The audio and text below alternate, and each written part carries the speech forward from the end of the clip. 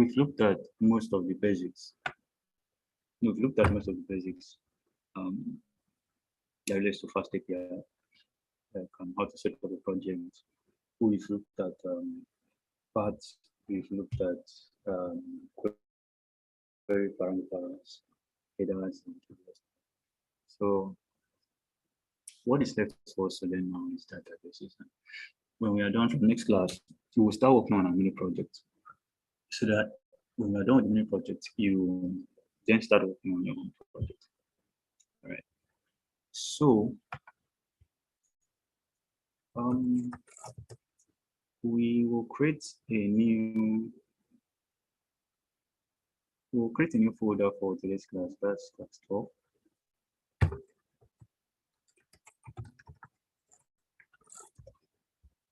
And we are going to set up the project there.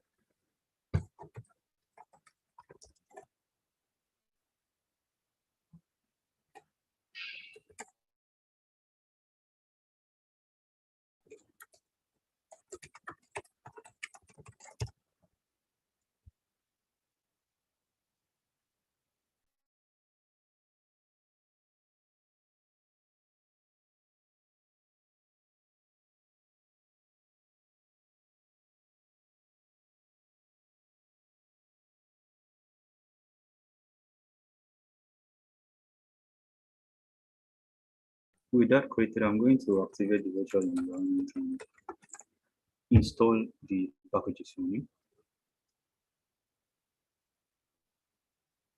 Oh.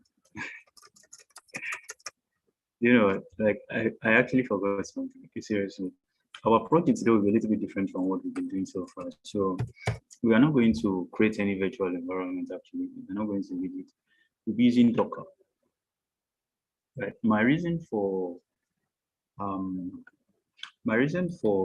choosing Docker is that I don't know if all of us have Postgres on our local machine. So, like, I think using Docker is a whole lot easier for you, and I feel this is an opportunity for you to get your hands dirty a little bit with it. So that's what we're going to use in today's class. And in today's class, since we have so much to do, there'll be a whole lot of copy and pasting. So I had already done this, so I'll just maybe copy a particular piece of code and paste and explain through so that it will be a whole lot faster for us.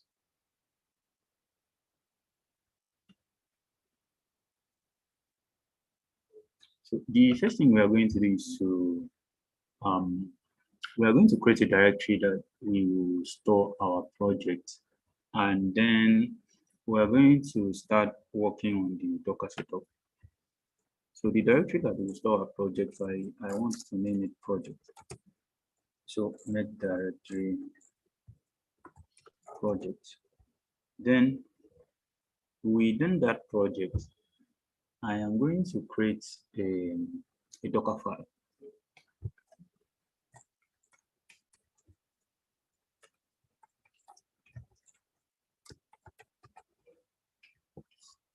What is it? Can you see my VS Code, or it's my terminal you're seeing? Your terminal. Oh, good. Sorry about that.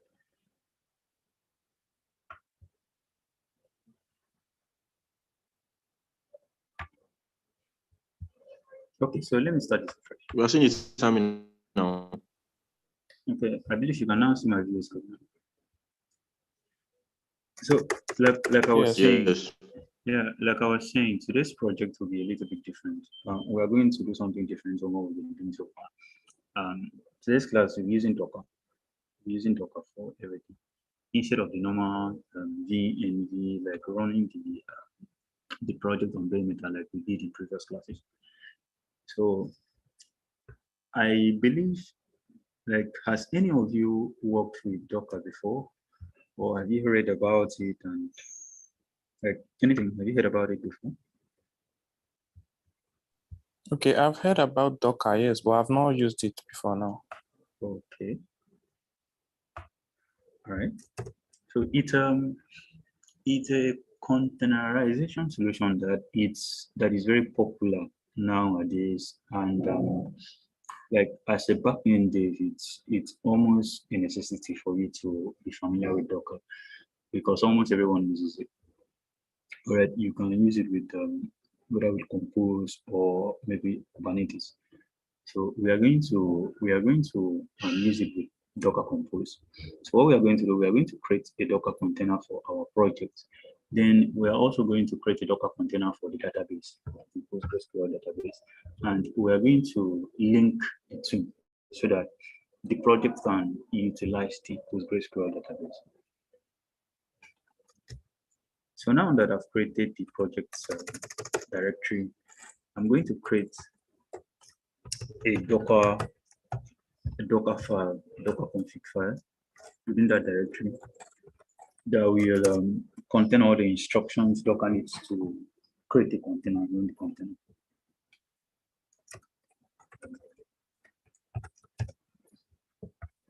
So this is what we call a Docker file. Right?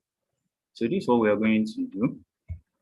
We are going to also create a Docker Compose file that is outside this project directory. And it is this Docker Compose file that will be in charge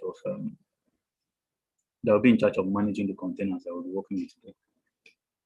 So to do that, we'll create touch docker compose dot enter. All right. Now we are going to populate this Docker file with the instructions we want it to carry out. And to save time, I will copy and paste. Then we will go through it line by line.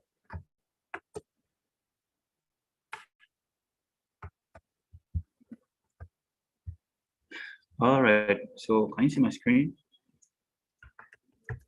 Yes, Yes. I can see. Okay.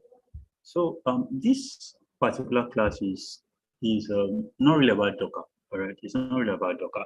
So I will not be able to maybe tell you everything you need to know about Docker, but I am going to drop a link to the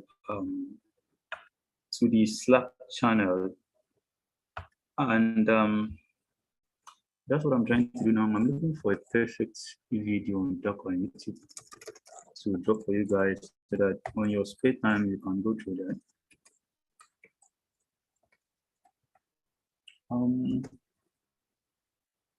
Docker tutorial for beginners by programming with Mosh. Yes. Okay,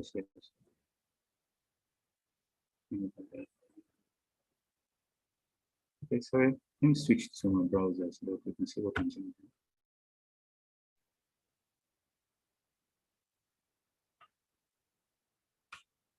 Oops. Oh. Okay. So this is an excellent tutorial for that. It has 19,000 likes, so it should be great. So I'm going to copy this to the Slack channel so that you can go through this at your spare time.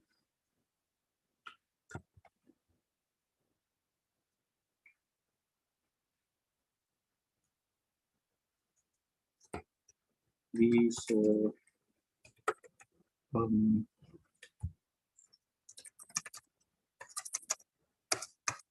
okay, so learn more about Docker.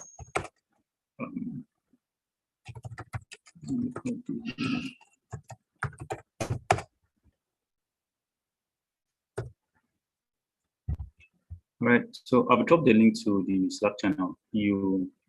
I would highly recommend that you go through that link and just go through it in your own spare time.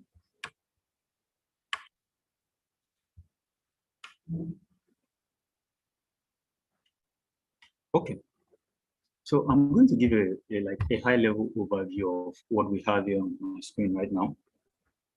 So, like I said, Docker is it's a tool, right? It's a tool that is very popular for containerization. What we mean by containerization is like when you are Okay, let me compare containerization with the normal approach that we've been using so far. So when you are building a backend like this and you are building it the way we did, there's actually nothing wrong with that, right? There's actually nothing wrong with that. But in situations in which you are working in a distributed team, let's say you are working at a company or you are working on a project in which you have a very huge number of devs working on it, and uh, there is no certainty that we are all using the same machine. For example, I am using Linux, all right, and maybe uh, the other person could be using Windows, and the other person could be using maybe Mac OS or maybe any other operating system. So, like working with the previous method, there are some things that would not work. I remember some time ago when I was working on a project like that. So then I didn't really appreciate the importance of Docker, and I I built the project and it worked very well on my machine. Right, no issues on my machine. But after I tried deploying it to Google Cloud to their Flex environment, right, that environment is using Linux actually, and I ended up having issues because of some libraries. All right, some libraries that I had used were like Windows only libraries that are not available on Linux. So these are some of the issues you may encounter if you're working on a distributed team. All right, the project that works on your computer may not work on another computer. All right, it may like it can get messy. All right, when you have so many people, so many people working on the same project. So one of the advantages is like to containerize um, the the project with Docker, and this containerization is like it's like you are building a separate virtual machine. Already, you are building a separate virtual machine. So what we are doing here, we are giving Docker the configuration, we're giving Docker the instructions that Docker needs to actually build a virtual machine and then run a project within that machine. So that's really a high level overview of what this Docker is all about. So when you look at that video, it will explain it all. Right? As you can see, that video is it should be close to maybe 1 hour. So we can't really go into much details on this due to the lack of available time. Okay, please, do you have any questions on that so far before we start explaining what we have on the screen? No questions for now. And I understand your view so far. Okay. No question from me too. Okay. Right. So, like I said, this Docker file specifies the configurations that you need to, like, it specifies the configuration of the virtual machine, the container that we want this code to run. All right. So, this first line 1 says from Python 3.10.1. It's telling us that we want this machine to have Python, like to have Python 3.10.1 installed in it. Right? And of course, this Python 3.10.1, I think if you look at Docker registry, it should inherit from Ubuntu. I believe it inherits from Ubuntu. Right? So like the base operating system of this container we are using here is Ubuntu. Okay, so no matter which operating system you are running it with, the code, the code will be operating on Ubuntu. Okay. Now, this line 3, env Python buffer is equal to 1. So Python buffer is a command that you use to, when you're working with Docker, it's a command that you use to like tell Python that you shouldn't buffer the output that you get from the program. Like whatever output you get from the program should be printed out to the command line. Right? It doesn't need to like buffer it. It doesn't need to like limit it. Then we have line 4, which says Python don't write byte code. So this particular line instructs the container not to generate .pyc files. All right, we don't want it to generate .pyc files. Okay, so this env you are seeing here, it sets these values as env, as environmental variables. Now at line 7, if you are using Linux, you should be familiar with apt-get. It's a command that you use to update your operating system. Right? Then that's to download the updated packages. Now we are setting our working directory at line 10 to project. Then at line 11, we are copying. Of course, we don't have requirements.txt yet, but we are going to create that later. So this requirements.txt is a file that you input all the dependencies that you are working with, right? All the core dependencies that you are working with. So instead of maybe installing something like installing fast API with a command like pip install fast API, blah, blah, blah, you can actually just copy that fast API and put it here in this requirement.txt. And when you run this command with line 16, pip install -r requirements.txt, it will install all the libraries that you had specified in the requirements file. So that's what we are doing on line 13. We're copying this file from this project folder to the internal folder within this container that we have created. Then we are installing the requirements at line 16. Then after installing the requirements, we are copying like every code that we have within that folder, within this folder. We are copying it to the internal Docker folder. And when we are done with that, we are creating a user at line 22 for that particular folder. Then we set this user to be the owner of that particular folder. And we then set the user to be this. So that's that for that command. Okay, that's that for the Docker config. When you look at that video, it will go into more detail on what all of this are. We don't want to do that now. Now, the next thing that we are going to need is, I think, let me create that requirements.txt file first before we proceed.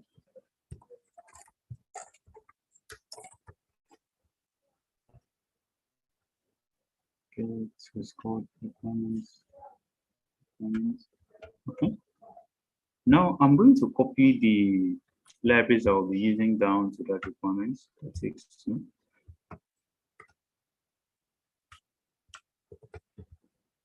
Yeah, for the server, we have fast API and we want to install a specific version.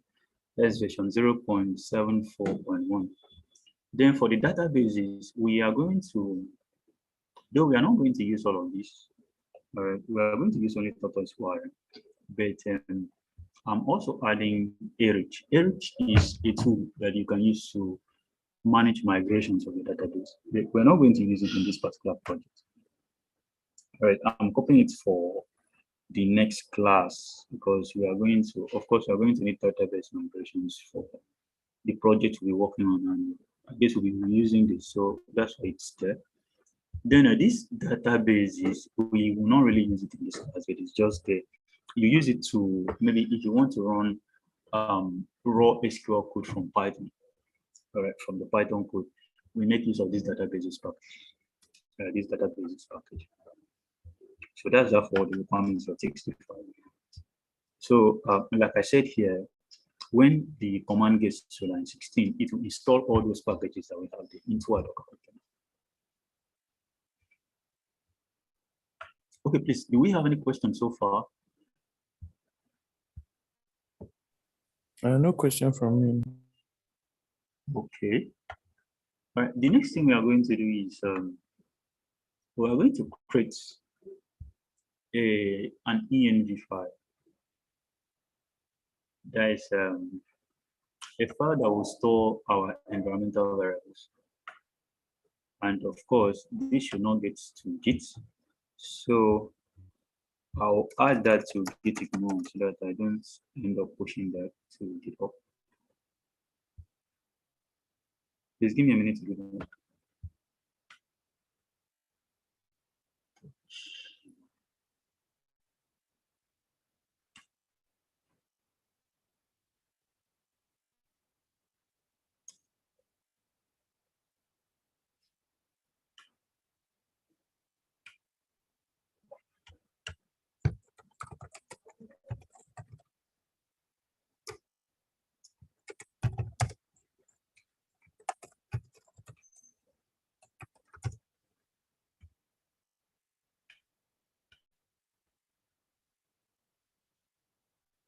Sorry, give me a few minutes.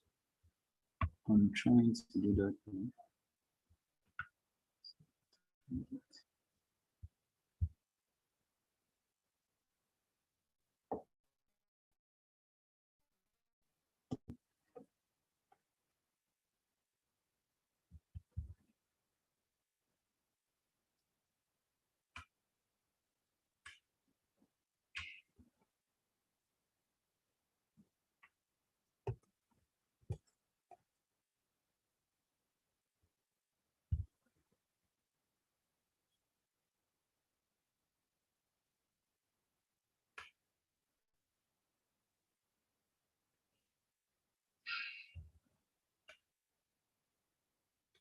Okay, that's complete. So we can now create the .env file. And I'm going to copy the settings for the Postgres database we're using. So as you can see on my screen, I want my database user to be Postgres. I want my database password to be Postgres. Then the database host will be DB. And while it is DB is because the service, as you see when we define our services in a Docker Compose, the service, our database service will be DB. But if your service is something else, like any name you wish, the name will be here. And if it is a remote database, for example, if you're using something like Google Cloud SQL or something like AWS, I've forgotten how they call their database service, they will give you a host, host URL. So that's what we put here. Now, this is the port that we want to expose for this particular database. And we also want our database name, like the database DB to the database name to be Postgres. Now, the next thing is to define our services here. To save time as well, I'm going to copy and paste. Then we'll go through it. All right. So that is what we have there.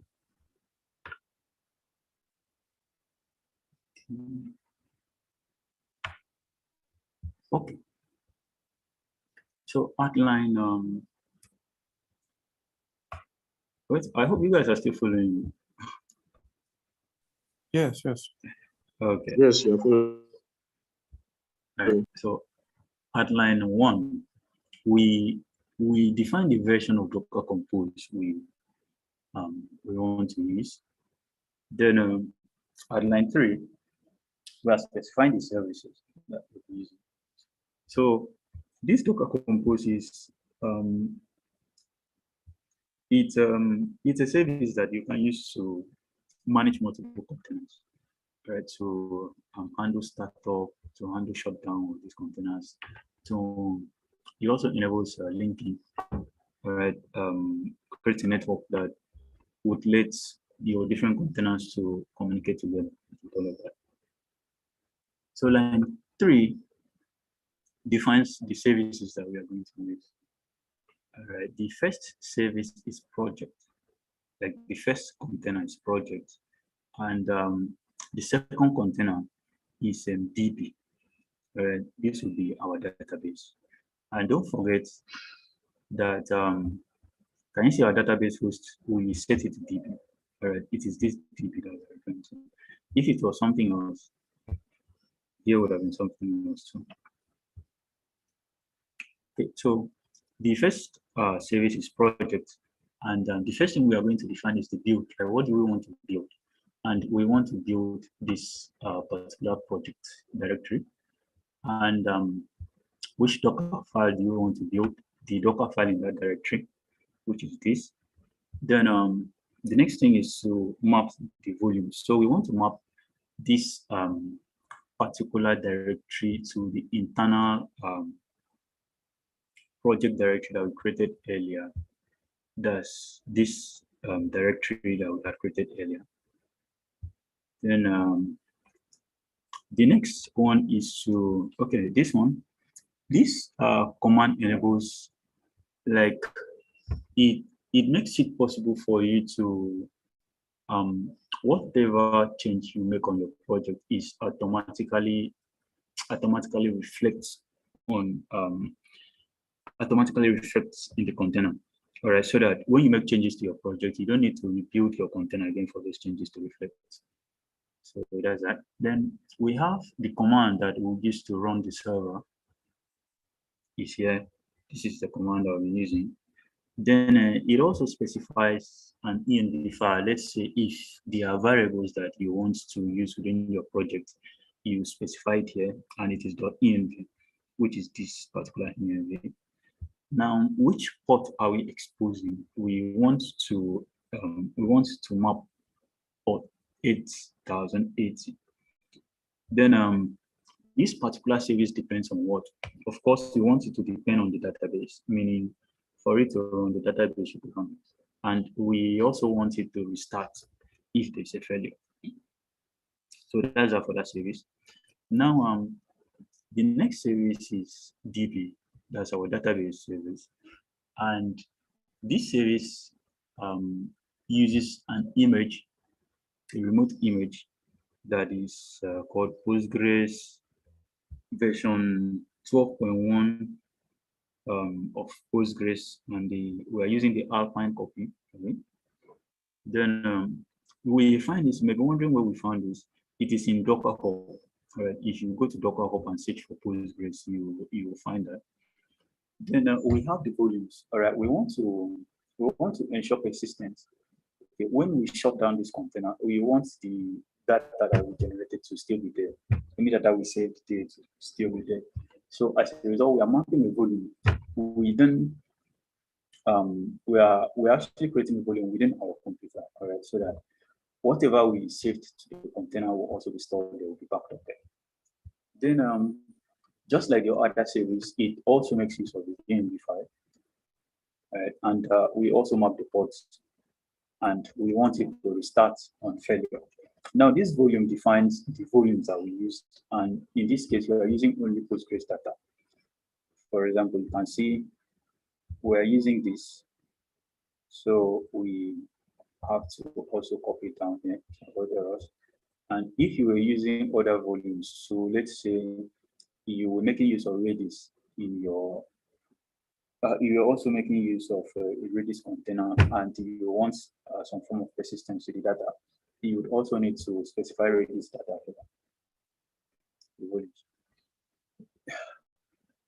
So, is any question on that before we start building the container?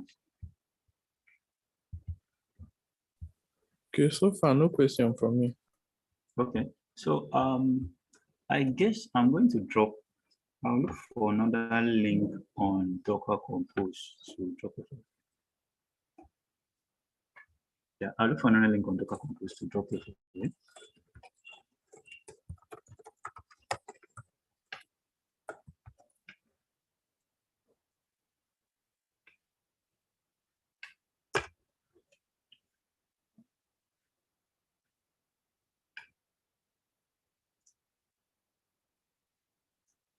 Get started with Docker Compose. Okay. So I'll drop this link to you on Slack, so you can go through that on your free time.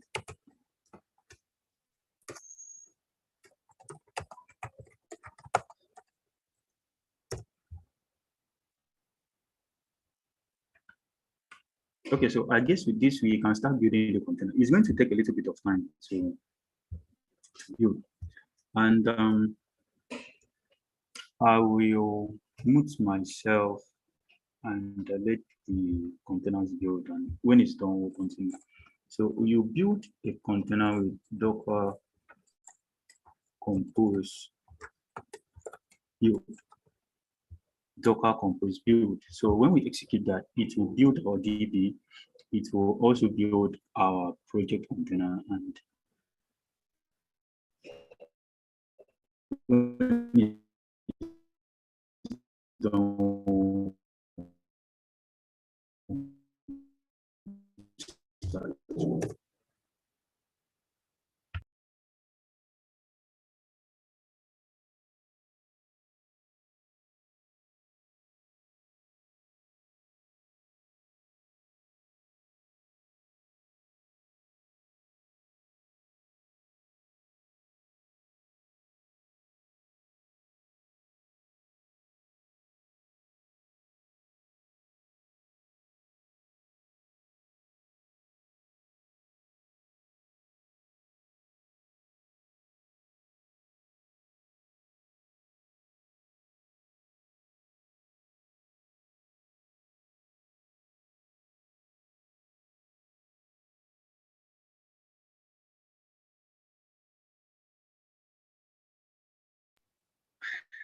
well, it's like our containers have finished building. So we are going to proceed from that. Sorry, sir. Okay. Hello? Yes, please. Can you drop your question in the chat? Your background is a little bit noisy. Yeah, I dropped it. Okay, I have dropped it. I'm checking now. I'm checking now. Thank you.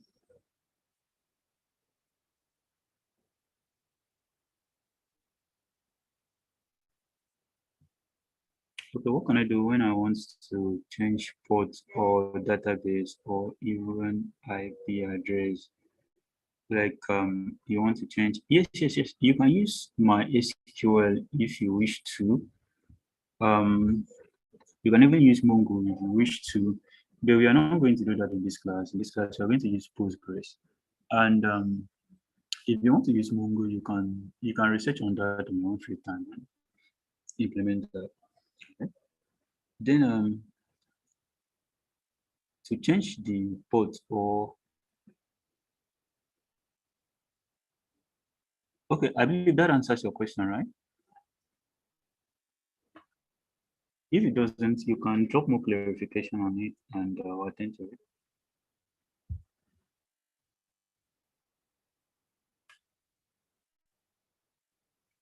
All right, so now with our container successfully built, we are going to start work on actually creating the project and running the project. So our next series of code will be on this project folder. So we are going to create a server file. Then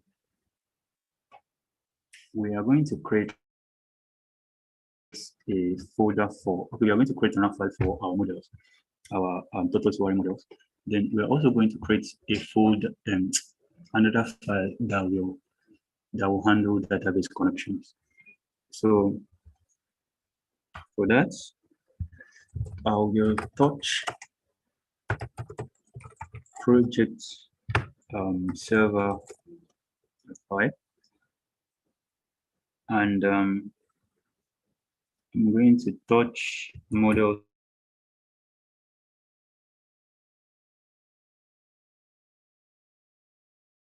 file. Then I'm going to also touch database.py. Oops, wrong spelling.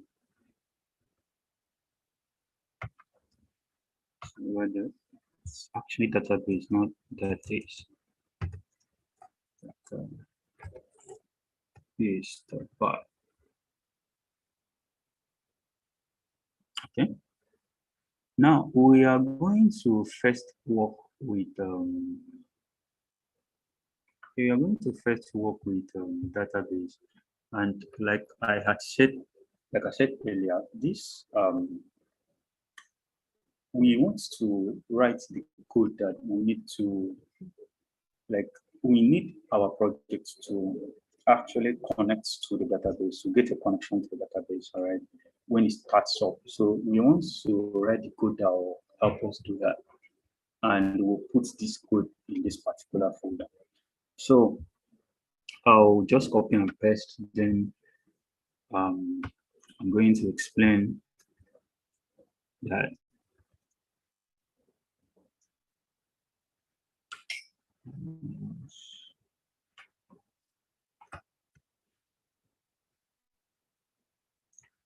Right.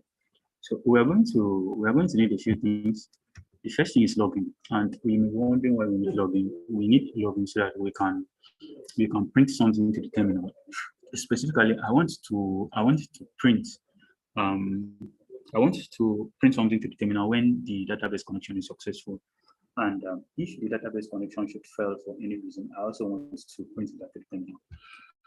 Now at line 2, we are importing Callable from Python. Callable is basically something in Python that can be called, right, like a function or maybe a class. Basically something that can be called in Python is called a Callable. So I want to import that, and when we start writing the code, I'll decorate the return value of one function as a Callable so that it can be called in another function. Now, the next thing we need is Fast API. We are importing this Fast API class from Fast API. Then the next thing we are going to use is register Tortoise, right? Don't forget that we installed this Tortoise OR, right? Now, this register Tortoise is, should I call it a function that you can use to, maybe help your Fast API project capture the database, like have access to the database, get the database connection. Now, this logger is used to print something to the command line. We'll be using it to print something to the command line, and you simply instantiate it with login. This login we imported .get logger, and then pass in this name __name__. Now, the next thing is we need to define the models, like where Tortoise ORM can find the models. Though at the moment we have not created the models yet, but I'm going to do that. I'm going to do that when we are done with this file before we start running it. The next thing we are going to do is I'll copy the function that will be in charge of getting that database connection, and we'll go through it together. Okay, can you see what we have on the screen? Yeah. So we have this. So we have this asynchronous function called init.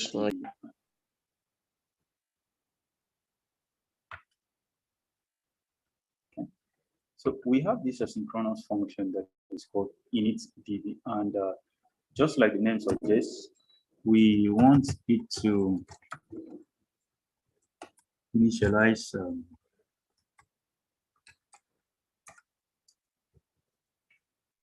we want to use it for database initializations.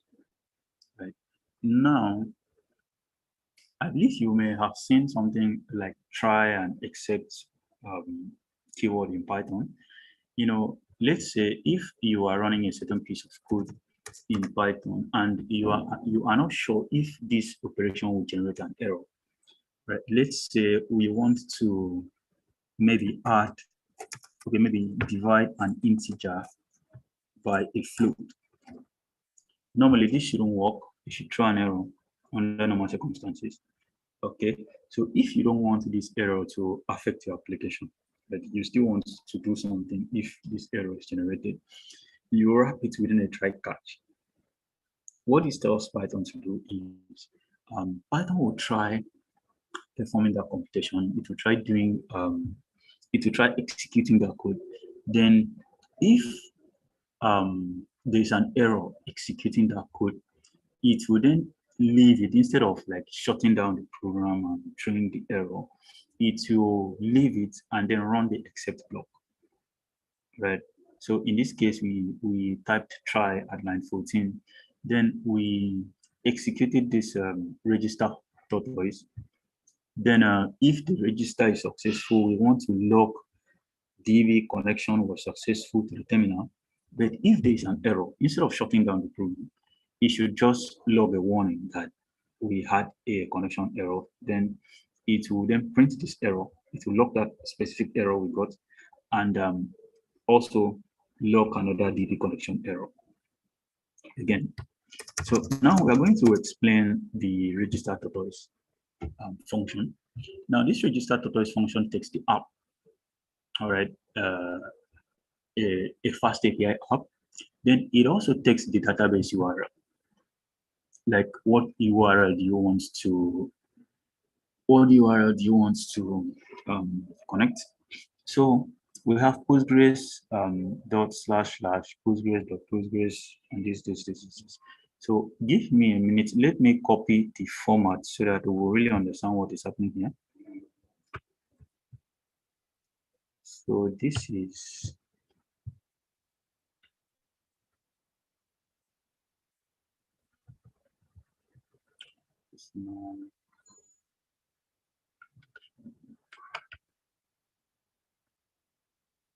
give me a minute.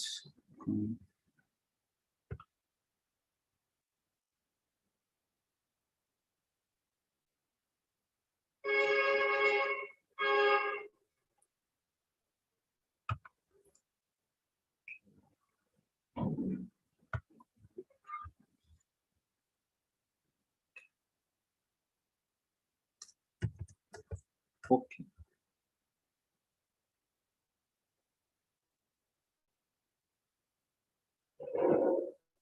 Okay, so can you see this?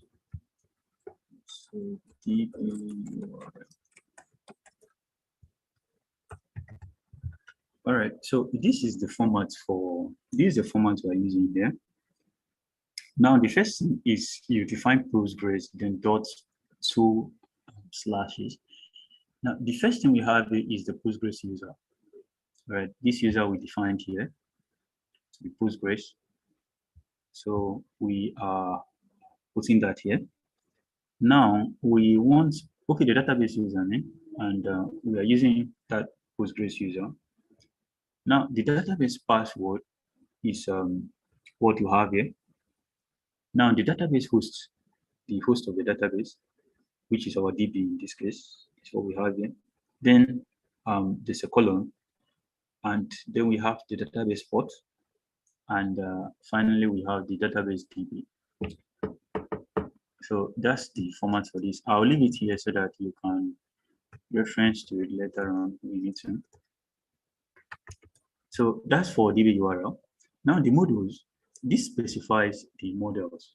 That's the fast API models that you want to generate schemas for, that you want to like create tables for. You put it here. Right? And in this case, we have Eric.models and the models.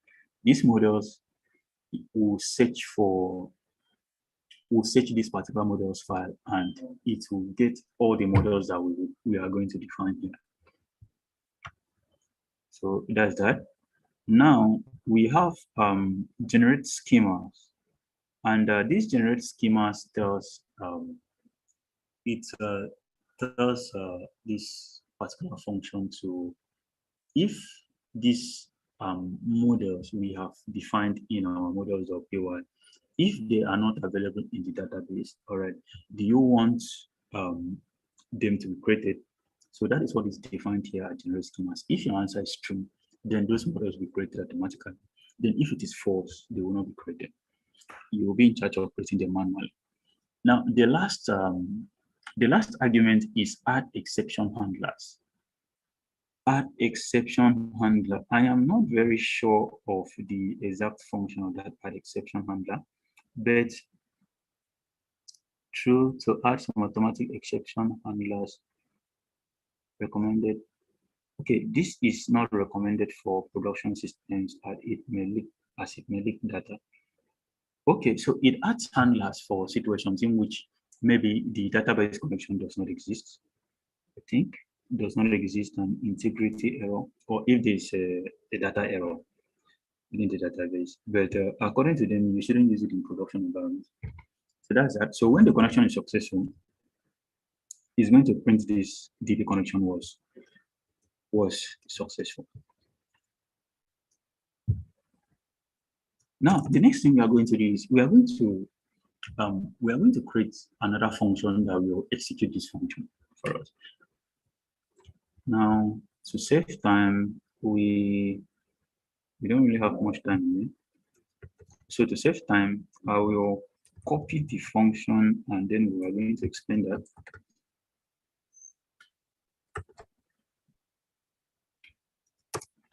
All right, so we have this create start app handler, which will take in the app that we are going to create at server, because this is what we are going to use for the database connection. All right. So when you want to connect the database, you need to pass in the app that we instantiated, and it returns a callable. That's something that can be called, right? So when that happens,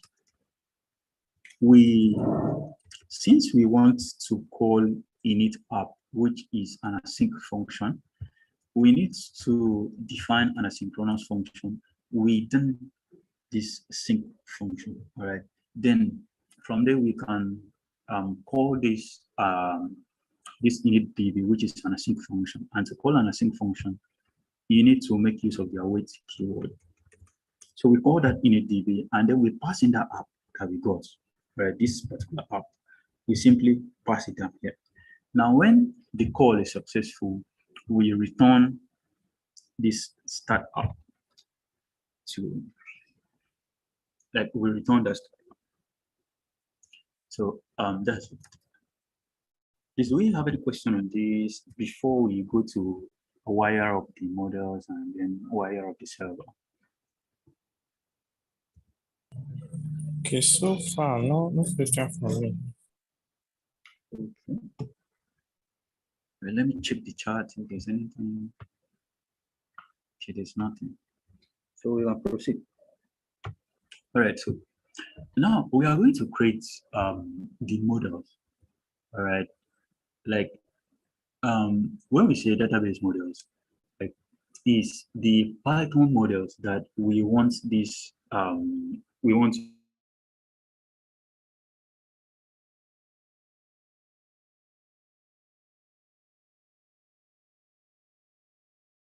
use Tortoise to like generate.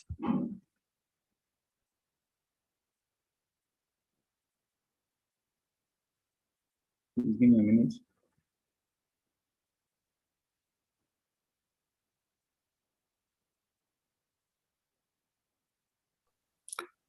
Sorry, can you come again? I didn't hear you. The network broke. You said the models is what again?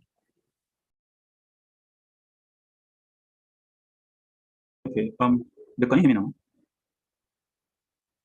Okay, yeah, I can hear you now. Yes. Okay. Sorry, I may have had a little disconnection in the network. So I was saying that these models of AY will contain the models that we want Tortoise to use and generate the tables, the Postgres, the database tables from. Right? You know, when you're working with an SQL database, you need to explicitly define the kind of data you want to store in this database, right? So these are the models that will help Tortoise to do that for us. So I'm going to do a simple copy and pasting. Then we'll go through it together. All right, so at line 1, we are importing fields from Tortoise. So from Tortoise, import fields. And at line 2, we are importing model from Tortoise or models. And this model is a class that, as you can see here, a base class for all Tortoise ORM models. So when you want to create a model, you have to inherit from that class. And it's basically what we did in, I think, object-oriented programming much earlier in the course. So to make your class inherit from another class, you simply pass that, passing that class as an argument, right? So we want to have a table in our database that is called students, okay? That is called students. And we want this table to have certain fields, like to have certain fields. And the first field will be an ID. And this ID will be a UUID field. I'm not sure. Have you seen a UUID before? Maybe not. Let me show you how a UUID looks like. I'm opening my Python, this one. If you type Python 3 on your computer, you should be given, like you should be in a Python environment. From there, you can run Python code on your command line. So I'm going to import UUID4 from UUID. So from UUID, I want to okay, let me just import UUID. Now UUID.UUID4 gives us this. Right, can you see what we have in the screen? We have A7, yeah. This string. We can stringify it so that what we have will be a string. It should be easier to work with.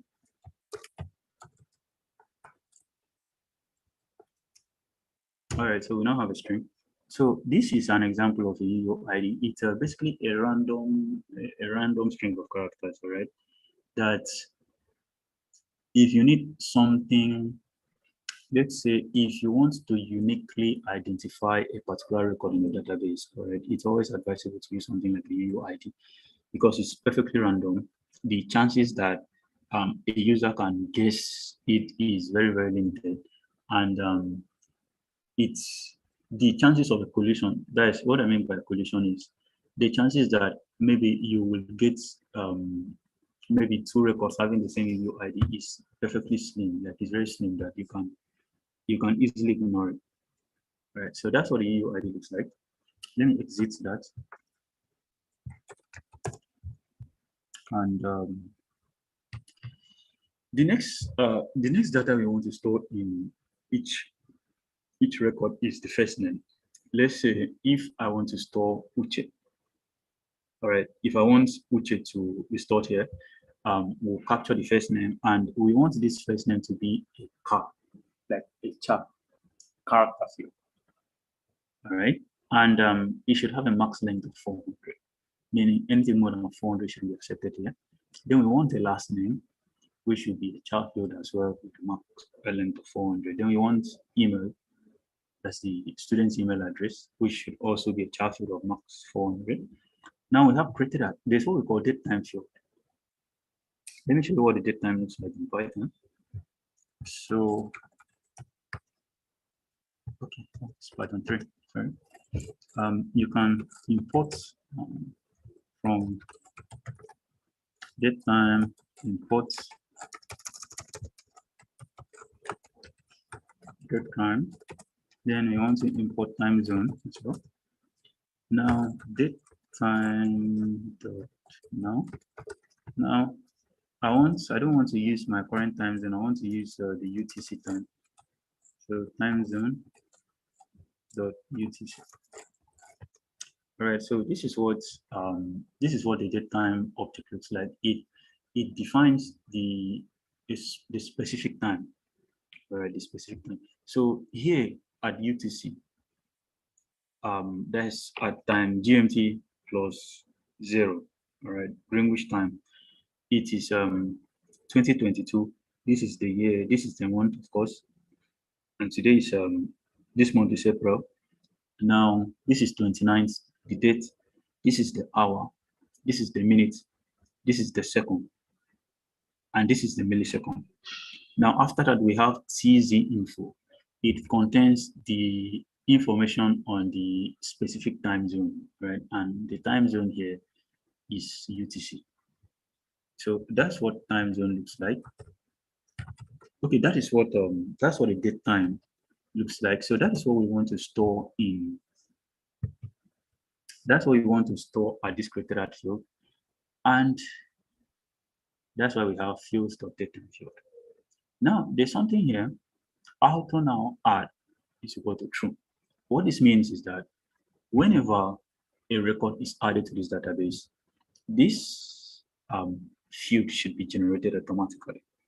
That's why we have auto now add.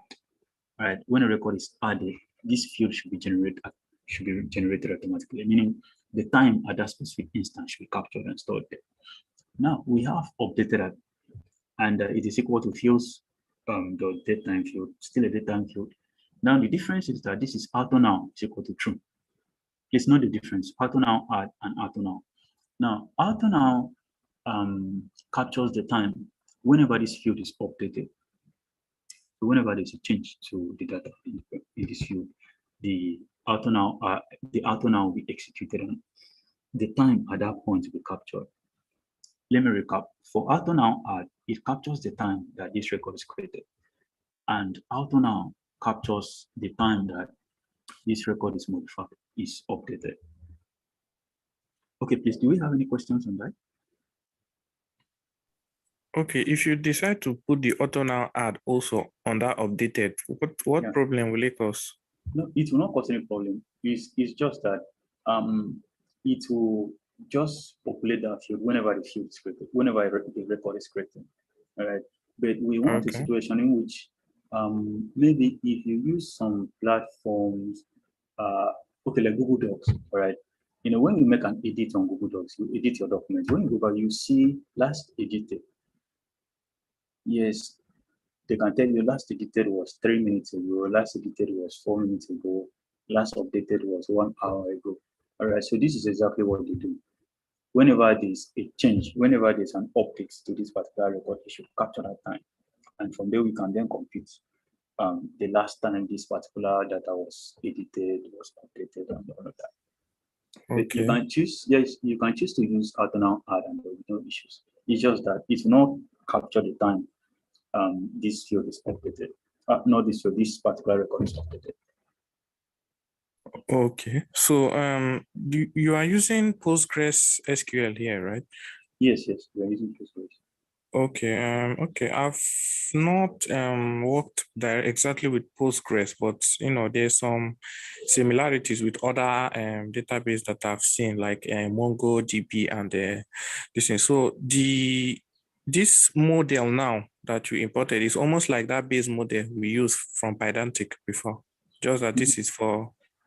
Yes, it's not exactly similar to the base model from Pydantic, but is the model that we use for our database. So you just do the same thing with like what we have at Pydantic with certain differences. Right? You use this to like define the database model. What Pydantic is the data model, like what the data you are setting to your server, the data you are working with, but not what you store to the database. Okay. So this class now we have different parameters. Okay, that ID now, since this is a relational database, this ID like the primary key, you can't have repeated values for each entry. Yes, it should be they should be unique. You know, okay. The primary key should be unique so that you can use that to identify a specific record. Let's say you have 1 million records in your database, you should be able to identify each and every one of them. If I need a specific record, I should be able to like get it from the primary key since it is unique. Like no other record shares that same key. So that's why we set that if is equal to true. Okay. And one more thing, this class now, from what I'm seeing, even though there are about 1, 2, 3, there are about six things we defined in this class. If I'm correct, there are only 3 things here that are going to be entered manually. I guess the other 3 are going to be generated automatically. The ID, the created art, and the updated art. Yes, I think those 3 are generated automatically when you enter. Definitely. Okay. The only thing that we need to enter is the first name, the last name, and the email. The created and updated they are generated automatically, and the ID too is generated automatically. All right, no problem. Okay. So that is that for the model. Now we are going to the main server to work with that. And as usual, we don't have time. I'm going to copy and paste, and we'll explain.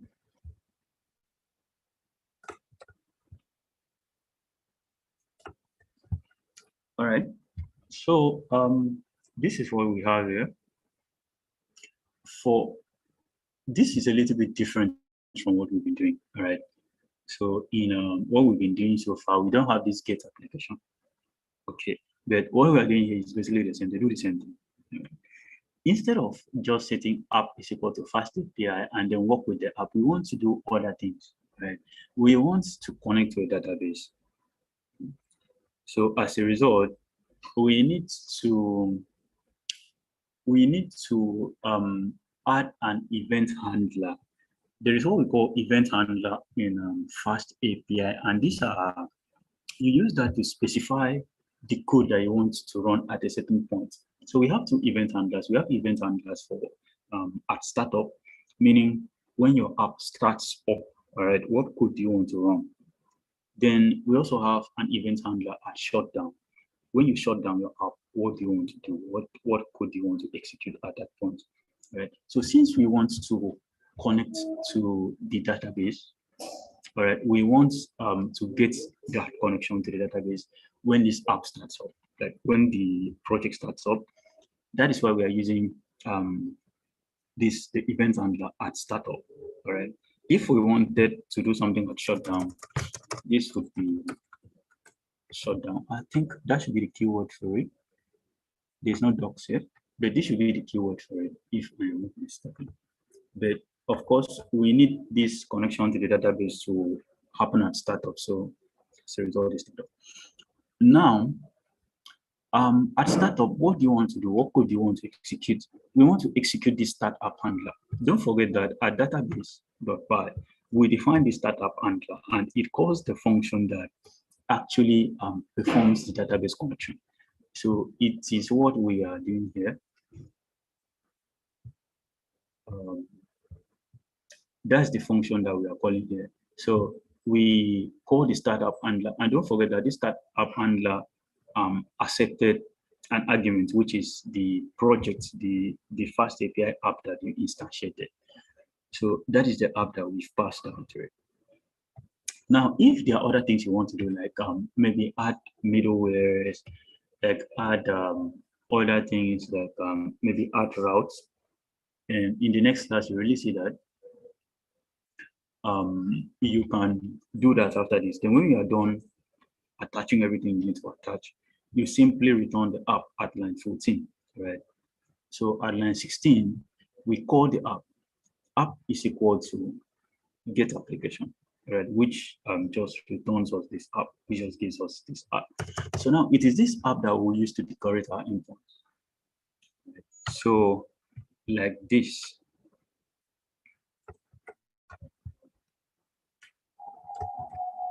Like this. I'll take this off for now. We'll look at it later. So like this.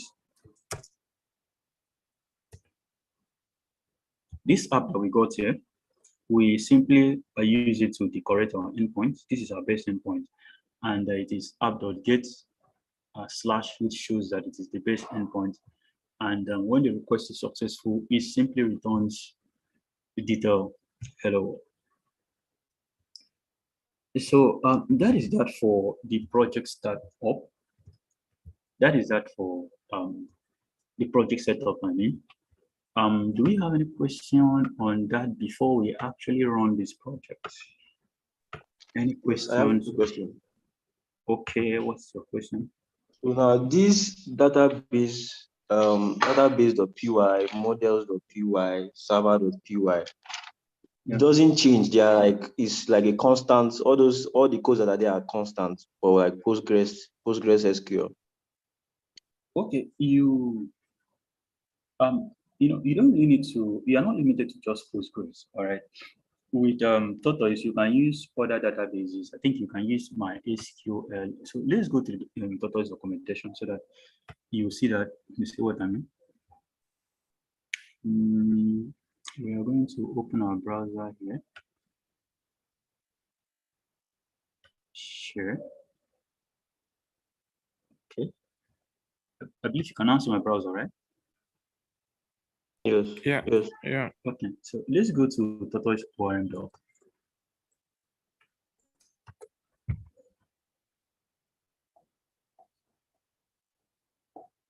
Okay. So this is Tortoise ORM. It talks about the whole thing, how an ORM is useful. It gives you that mapper you can use to interact with the database, the features and everything, a sample project and all of that. Now, these are the databases that are supported. Tortoise ORM currently supports the following database. It supports Postgres from version 3.9 and above, or 9.4 and above, and you have to use a database driver that is called AsyncPG. So that is why do you now see my VS Code or is it my browser? VS Code. You can see your VS Code. Okay, so that is why I added AsyncPG here.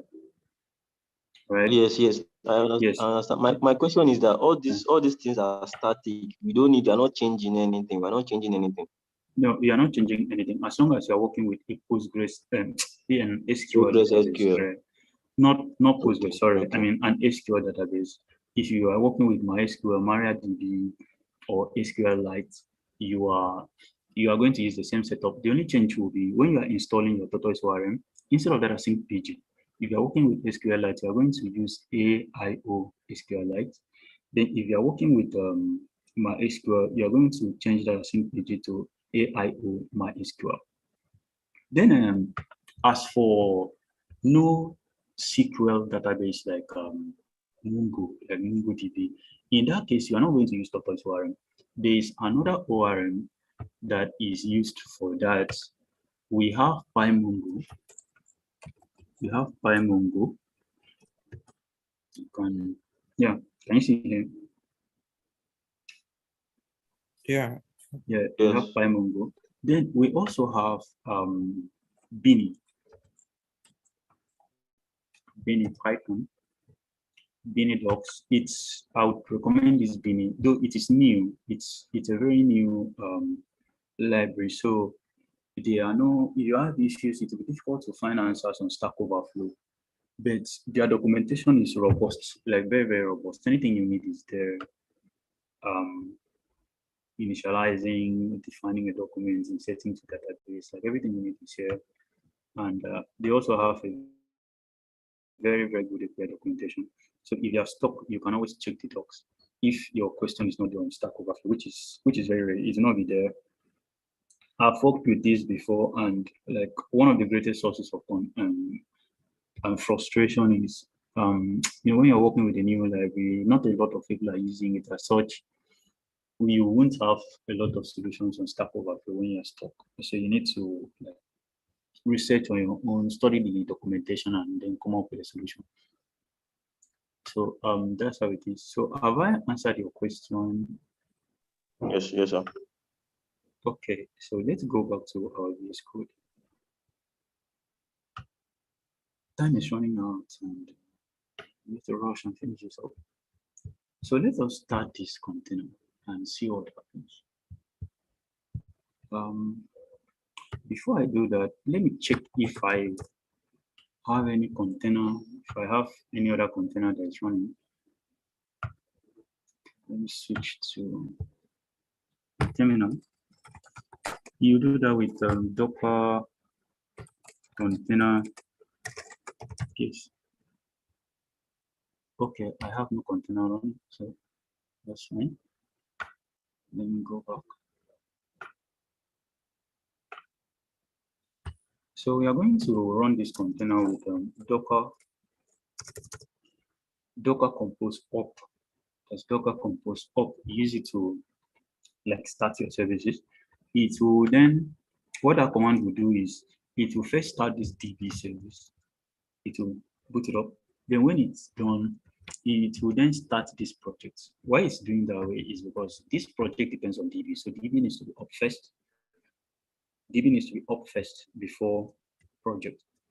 So let us run that command and see what happens if we have any error so far. Docker container. Oh, sorry. Docker compose. Up.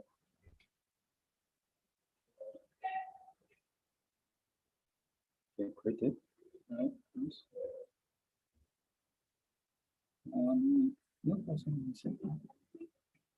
Are you sure?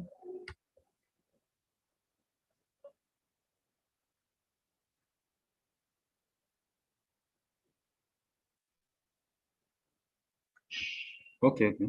That's okay.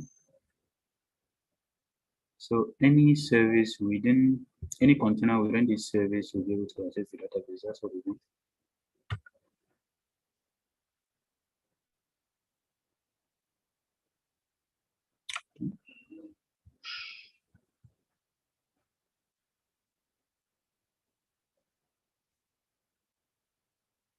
Okay, let me screenshot this for further review later on. Screen.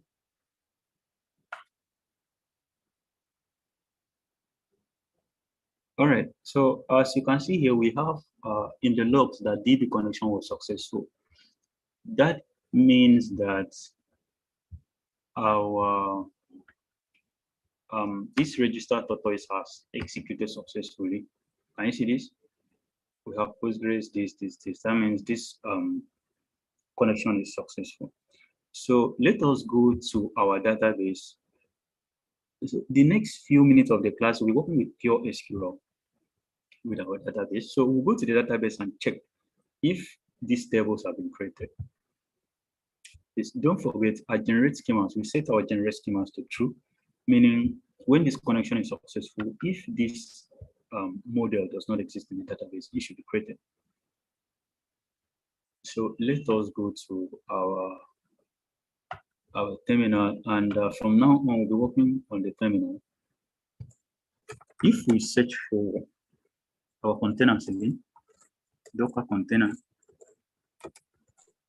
PS, yeah, you can see that we have two containers that are up.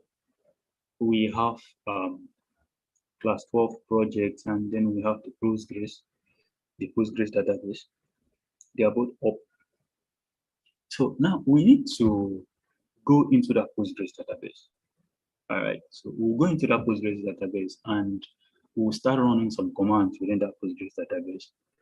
And this brings us to the next section of today's class. Don't forget, today's topic was databases. We were supposed to look at Tortoise warrant, not to work with Tortoise warrant. And we were also supposed to look at a short introduction to SQL, like working with pure SQL, executing code, like executing SQL code on your database. All right. So that's what we'll be doing now. But unfortunately, we are not going to, it's totally impossible for us to learn everything in SQL. Yeah, it's totally impossible. SQL is something that you take weeks to learn. So we are going to look at the syntax of what it looks like. Then we'll look at the shell commands. Then I'll point you to where you are going to get all the information you need concerning SQL. Good. So to actually go into a container, don't forget that the SQL we're talking about is stored within this particular container. Is what I mean. Let me resize this.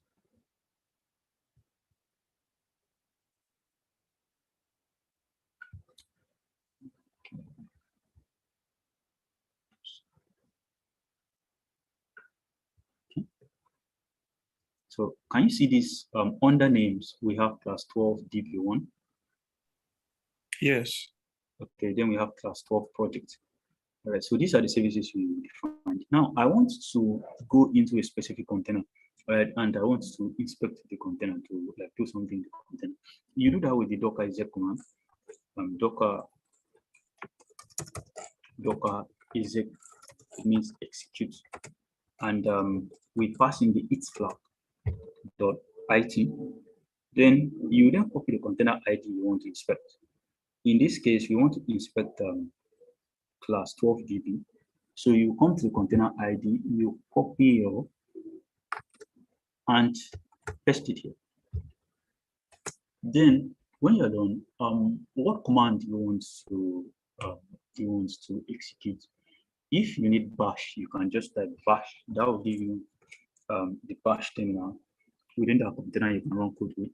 But in my case, I want to work on Postgres, so we'll be using PSQL. Now, this PSQL takes two things. It takes the username and I think the name of the DB as well. So our username is Postgres, and the name of the DB, of course, is still Postgres. So you are now in. Can you see here PostgreSQL 12.1?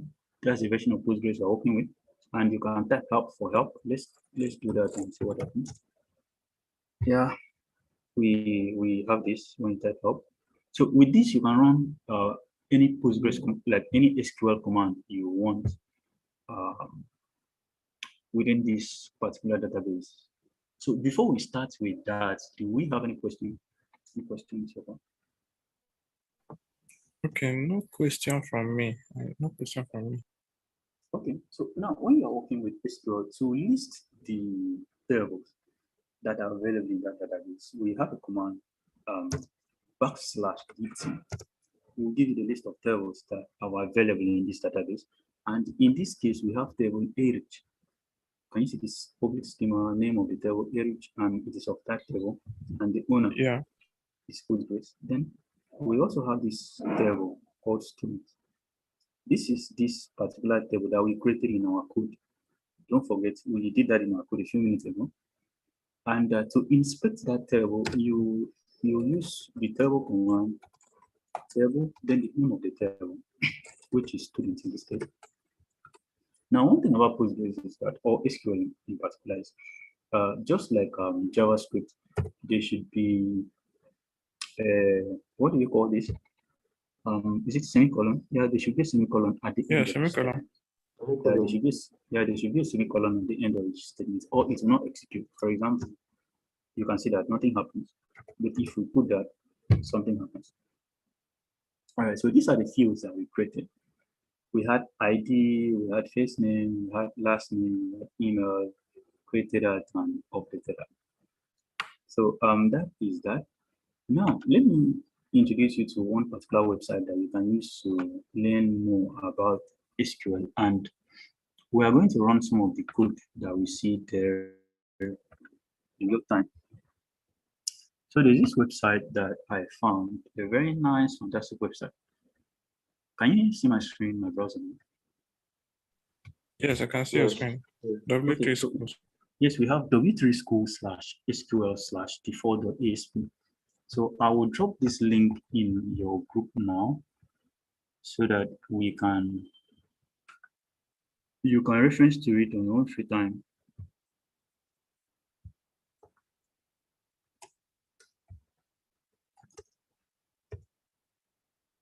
Good.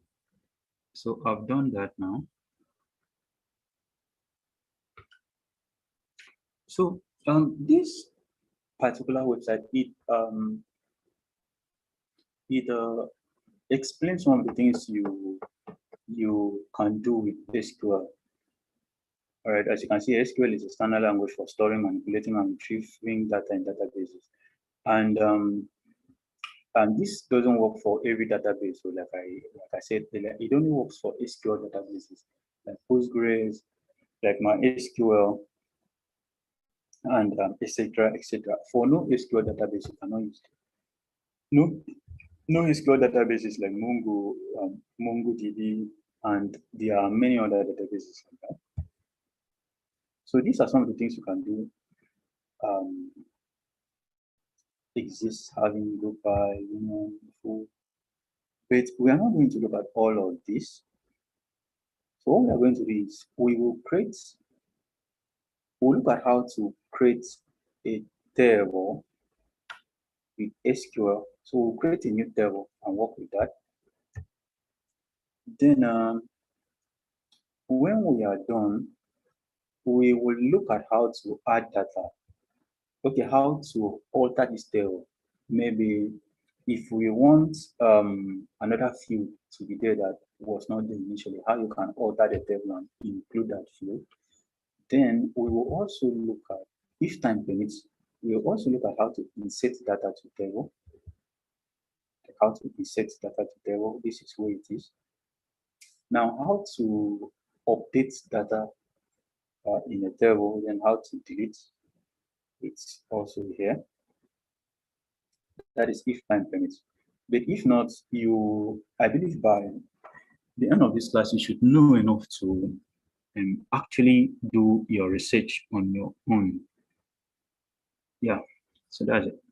So we are going to create a table, and we want to basically run this particular command, right? If you come to this create table, it explains the SQL create table statement. The create table statement is used to create a new table in the database, and this is the syntax. You type create, then table, then the name of the table that you want to create. Now, each of these are the fields, just like the fields we defined in our model earlier. These are the fields. You specify the name of the field, then the data type of the field, and any restriction that you want. Then maybe the max length and default value and all of that. So that's it. Now, maybe in your own free time, you can come and browse through this.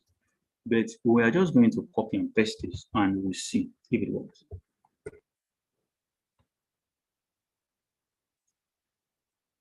Okay. Okay, I believe you now see my views, my terminal, right? Yes. Yes. So can you see this? You first type the command create table. That one will be in capital letters. Then the name of the table that you want to work with, and the table fields. So we have person ID, which will be an int. We have last name, which will be a varchar. This is basically the same thing as field dot char field, like we had with Tortoise a few minutes ago. Then we have first name, we have address, then we have city. So if we execute this, you can see that it is successful. We have create table here. It shows that it is successful. Now, if we list the tables we have, you will see this person's table here, meaning that this table was created. Now, let us inspect that table. You type table and persons, and don't forget the semicolon at the end. If you type this, you will see the table, person ID, last name, first name, address, and city. That's it. So we are going to look at how to modify a table. Let's say we want to add a phone number here. How can we do that? Now let's go to alter table. You use the alter table command. So this is used to add, delete, or modify columns in an existing table. So that's it. Let's say we want to alter this table, then we want to add phone number, which will be a varchar. So let us do that. You first type alter table. Which table do you want to alter is persons? Then we then add what do we want to add? The field that we want to add, I want it to be a phone number.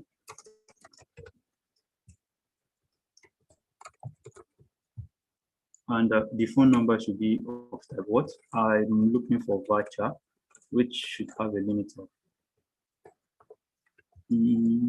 maybe 70 characters. And we have now altered the table. So if you inspect that table again, you see that we have a phone number. Yes, do we have any question on this? No, so alter table is specifically to add columns. Like you saw here, you use this command to just alter the table. is used to add, delete, or modify columns in an existing table. Okay. Add Okay. a column, you can delete a column, or you can modify a column on an Okay. existing table. So these are examples. All right, these are examples. The first example is to add a column. This is the example. Now to drop a column, if you want to remove any column you don't want again, you use this. Now if you want to alter a column, like maybe rename a column or maybe change the data type, you use this. Then these are just the example this thing you can look at. So I'd heavily recommend that you go through this in your own spare time. I've dropped the link in this thing, in our channel. Then there is which other thing should we look at? Which other thing should we look at? Let us actually add data to this table. Yeah, let us add data to the table. And we use insert into to add data to the table. So the insert into statement is used to insert new records in the table. Let's say like that our person's table. If we want to like insert data to that table, we can use this to do that. So this is an example. This is an example. I'm going to copy this first. I'm going to copy this down and modify.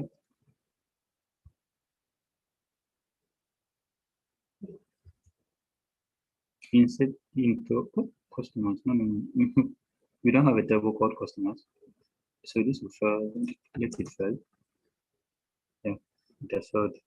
Relation customers is on the list. So let us run a custom insert into the table we have is called persons. So persons. Now we want to insert person ID.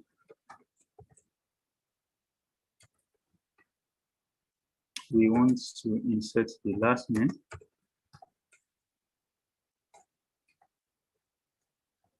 We also want to insert the address. We want to insert the city, and we also want to insert the phone number.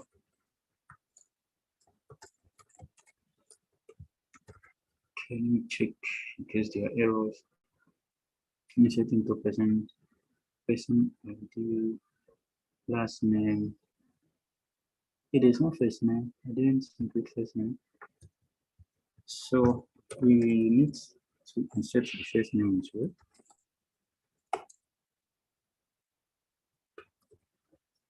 Right? Now, what do we want to insert? You didn't put comma after first name, between first name and address. Oh shit. Sorry about that. So let us run this again. Sorry. Okay. Okay. Now, what do we want to insert? We need to insert some values for that. So we specify the values here. And when we are done, we can then terminate the statement. So person ID, I want it to be 2. Then last name, let me say item. Okay. Item. Then as for first name, let me use only. Then address, let me use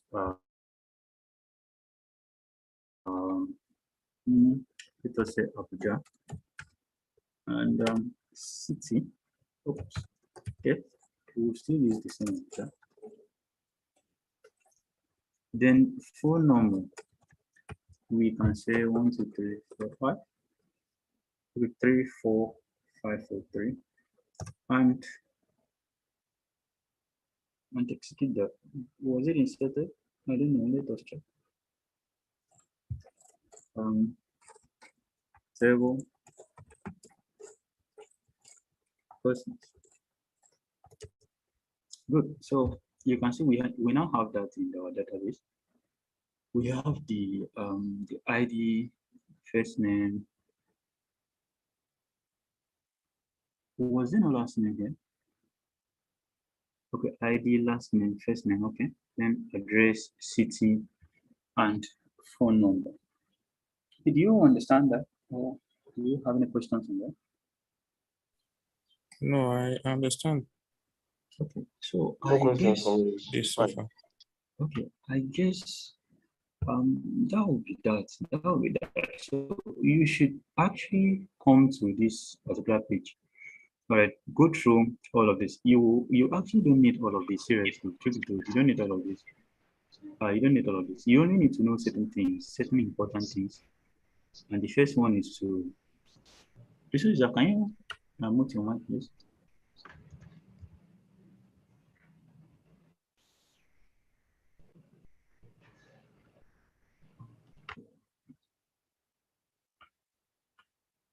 All right. So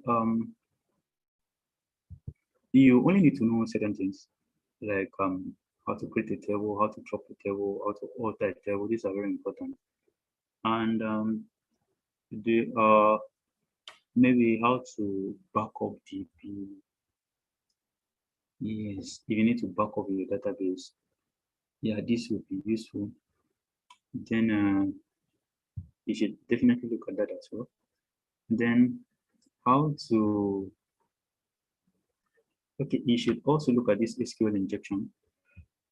It's very important. It's very important. How this how SQL injection works. It's an important topic, so I'd advise you to look at that. Then when you are done with that, you can then come to the other section and then look at select. This is what we use to retrieve data from the database. So you can look at this. Now you can also look at insert into, how to add data to the database, how to update, how to delete is here. The other ones are really not that important at this point. You know, you can learn those ones as you go. You don't really need to know. So I guess that'll be that for SQL. Like I said, I've dropped the link to this particular reference to your Slack channel. So I'd advise you to look at that. So we are going to exit and we'll return to our code base.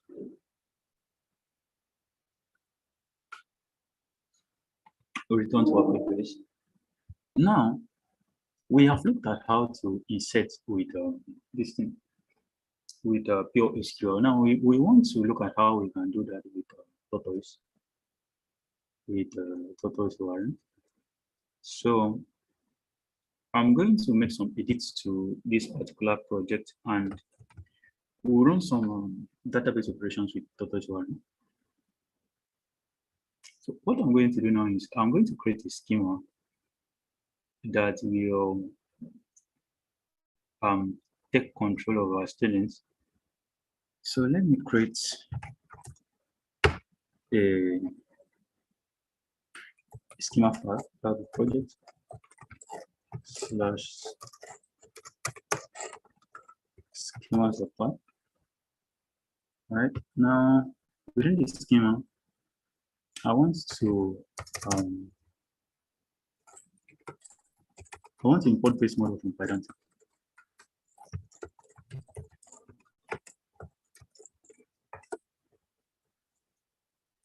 Base model. Now I want to define the model. This is our model schema. I want to define a schema for students. So this, don't need this. No. Let me divide my terminal into two screens.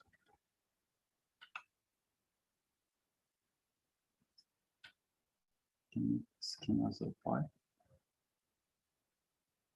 All right, so I need to create a schema for students. student schema, and of course it inherits from base model. Now I want it to have an ID which should be of type UUID, and we are going to import UUID from UUID. UUID import UUID. So our ID will be of type UUID. Now we need the first name, which should be of type string. Then we also need the last name, which will also be of type string. Then we need email, which will also be of type string, and we need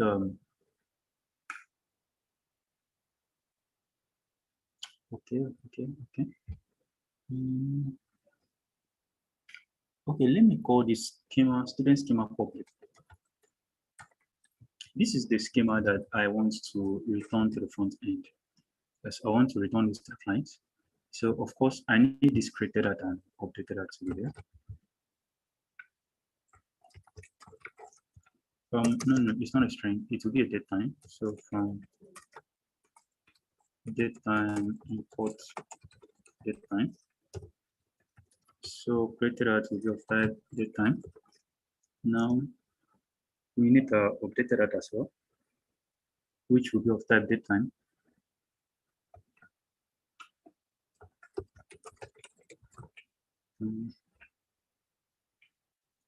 Okay. Now so this is the data that will be returned to the client, to the front end. So now I want to create a schema that the data, like to define the data that the front end needs to provide, all right, if they want to create a student. So this should be student create, and it's of course will inherit from base model. And I want the students to, okay, I want the client to provide only the first name, last name, and email. These other ones are created automatically. So that is it. Now let's go to our server and import those two schemas from Schema file. Now from Schema, import student create and students. Okay, let me call it student public instead.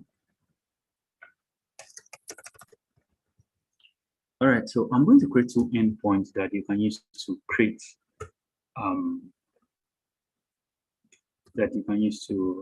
create this. So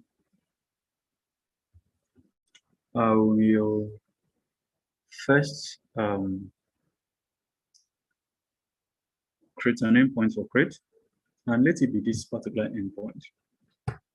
I am expecting a data of student create. I believe we've already done this before, so it shouldn't be difficult for us. Then you can define a response model, and I want the response model to be student public. There's a kind of data that should be returned to the front end should be of type student public. And when the user sends this data, all right, when the user sends this data, I want to actually create the students in the database. Okay, so to do that, you simply say student is equal to await. You then await the create, because this Tortoise ORM is async in nature, so their models are executed with await. So you do await student.create. Then you can pass in the data manually. All right, you can say first name is equal to, for example, these are models.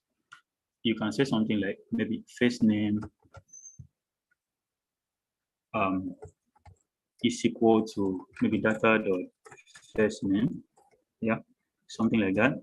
It would still work, but it's usually a lot easier to just say data.dict, and you pass in exclude on set. Exclude on set is equal to true. What this means is that you are this data.dict. This dict method is a method that you can use to convert a pedantic model to a dictionary, right? Now, these two stars you are seeing here in front is like the spread operator that like spreads that dictionary to like make I think we did this in a couple of classes ago. Like instead of creating a new dictionary and then appending this instead of creating a new key and then appending this dictionary to that key, you create just a pure dictionary. All right, so that's why you have this two spread operator. Now, this exclude on set is equal to true. It's not really useful here because we don't have any optional parameter. But if something here was optional, like maybe the first name was optional here, what this exclude on set to true would be if that particular value is not provided, it should just keep. You shouldn't do anything like that. You should not insert that particular key there. So with this, we have created the students. Now, instead of returning this detailed hello world, I want to just return the students. Good. So that's the endpoint for creating students. Okay, this will be a post request, sorry. Now let's create another endpoint. This will be a get, and we want to return a list of students. So we are going to import the list from typing. So from typing, we import lists. Now, we now define that we want to return a list of student public.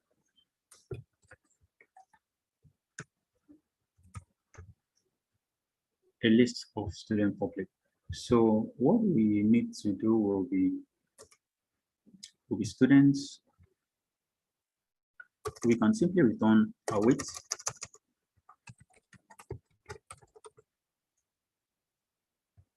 students dot or. It will return all the students in the database. But if you wanted to return certain students, you can use the filter keyword. So I will drop the link to the documentation for you so that you can browse through it on your own free time.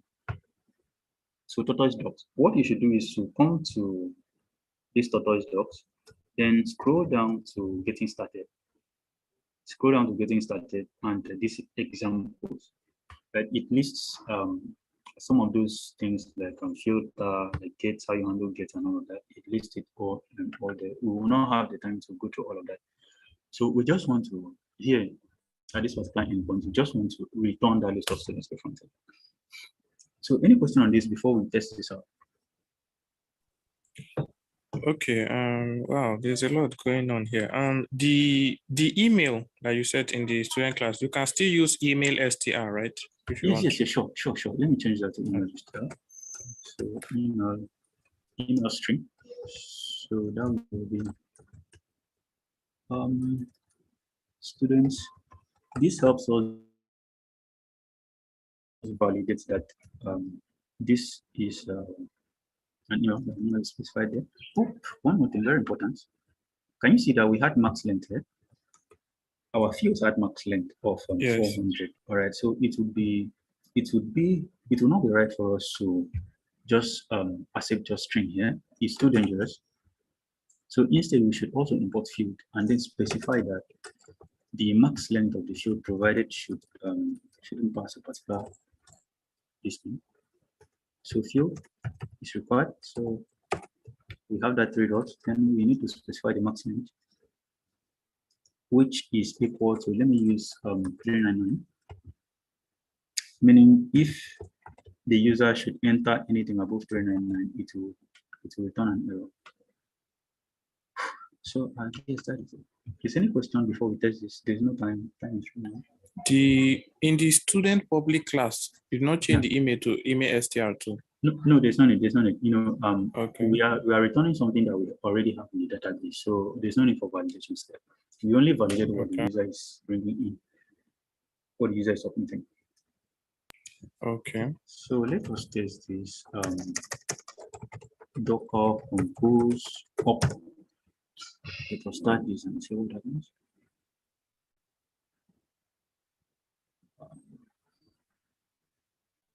Let's open our documents. How do we get this to here like we did yesterday? New request. Okay. Oh. Thank you. I want to test these endpoints. First, we are going to create maybe 2 students to this particular endpoint. And we want to bring this down a little bit. We want to pass in a JSON content.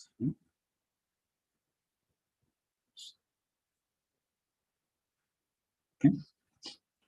So don't forget, our schema specified that we should, when creating students, we need to provide the first name, the last name, and the email.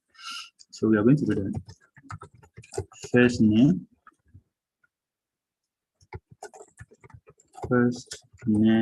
is let's say it's test. Now last name should also be test I. Then email should be me@me.com. Now let's send this request and see what happens. Good. So can you see it has returned towards the student public this thing data. We now have the ID, we have the first name, the last name, the email, then created at the time it was created, then updated at the time it was updated. So let me create a new data. 2, 4, 7. Oops, not a valid email address. Yeah, of course, that's not valid. So that's the importance of that email string. It helps validate the email addresses that are coming in. Email STL. So yeah, that email STL. So we've created the second one. Let me create another one.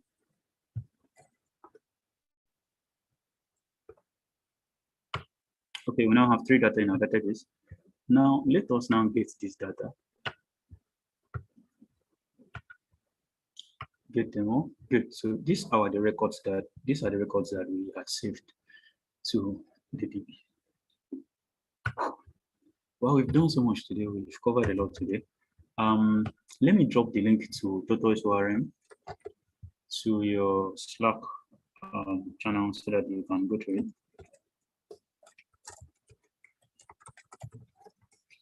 So that's the link to the Tortoise docs so that you can go through them and look at a whole lot of things. There are a whole lot of methods that are available. We are using just students.all and student.create is used for creation. Then this is used to return every single data in that particular model, that particular schema. You can filter, you can update, you can delete. There are just a whole lot of things that you can do. So I'd advise you to, like, in your spare time, go and just go through everything. Go through everything we've done in the class so far. This program. Because from next class we'll start work on our projects I spoke about. We'll be building in minutes with our API, and you see all these things we've spoken about. We'll work on unit testing. We'll work on just everything: registration, authentication, tweets, and all that. So I guess that's just it. Thank you. Please, do you have any question before we end the class? Okay. First of all, the one thing I wanted to know, this data we stored now, both in this both the one we stored here and the one we did through SQL, is it permanent now? Like if you close the whole app, let's say restart your computer, turn it on, is the data stored, or is everything reset again? It is permanent. This is why we had this particular thing. Okay. Can you see here? These volumes. Okay. All right, we map whatever data we have in this container to a place in our hard drive. All right. So it is permanent. Even if you start up your computer, like shut down the computer, it will still be there. All right. But if you delete these volumes, right? There's the command docker compose down, and I think command is V to if you want to down it, like if you want to stop all these containers, delete the containers, the images, and the volumes, then the data will go. But apart from that, it's still there. Okay. It's persisted on our hard drive. Okay. Okay. Another question. The way we define the class for the student create and the the student public. I know just like you taught us about forms one time. Like it's another way of defining like if you want to instead of using a JSON response, you use form so that when you are using your test client, you can just go to form section and just I know you taught us on forms before. Yes, So yes, I did. one thing I noticed in that forms is that the when you do like in this case when you didn't use form you have a class and you defined everything inside the class, so importing from base model. But with forms it's like you don't declare the will I say the attributes, you define them inside the endpoint instead of creating a class and then bring in. I don't know, I noticed that. Yes, that's how it works. That's how it works when you want to accept form encoded data. You define it on that endpoint. You pass it as an argument, yes, to that endpoint, and it's useful when you want to, if you want the user to submit both an image or both a file and normal data. Already use that way, but if you need just plain data, it's easier this way to just define it here, import it over there, and then pass it to your endpoint. Okay, so you mean is there no way to do it with a class, to use that form and still have it in a class without doing it in the endpoint? Is there no way? I actually don't think there is, but I am not 100% sure. But I don't think there is because in the documentation I've not seen anything like that. That's just how you collect form data. Oh, no problem. I understand.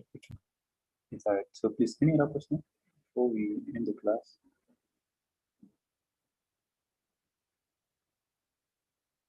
Okay, I believe there's no other question. Thanks so much for attending. We really appreciate. So, in your own free time, try to go through the materials that I've dropped in the group. Then I'll push this code right now to GitHub so that you can pull it over and go through it. Well, thank you. And if you have any question, don't hesitate to get in touch with me on Slack, and I'll be happy to help you out. Right, thanks a lot. We are really appreciate it. All right, sir. Thank you very much, sir. No, sir. Thank you, sir.